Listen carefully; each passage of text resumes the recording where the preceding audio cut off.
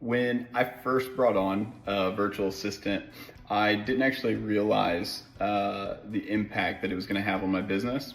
And I first started off by using assistants that were really like task-based. I would send a task over to the service and then they would perform it. But what happened with that is that it took a lot of time for them to, it took a lot of time for me to create the task, make instruction manuals, and it wasn't super fluid. When I finally realized that I could hire a virtual assistant for a 40-hour work week that would be a kind of a member of my team, it was a game changer for us. And at first I was thinking, well, when am I going to have the time to train a virtual assistant? Or really, what can a virtual assistant do?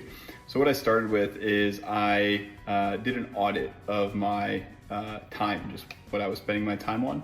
I kept it really simple. I opened up Google Calendar and I started to create just a list, or I would keep track of basically as I would get through my day, I would just put in what I was doing at that time.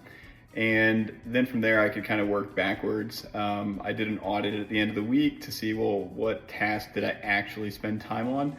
And then I was able to put a list together of, well, I spend a lot of time just following up with an adjuster here, or I had to create an estimate, and that took a lot of time.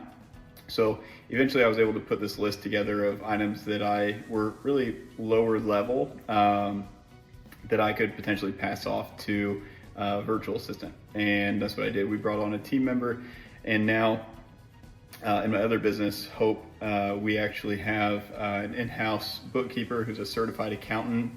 We have 2 claim support team members, an executive assistant, virtual assistants that are in our content department that actually help us construct estimates and follow up with vendors.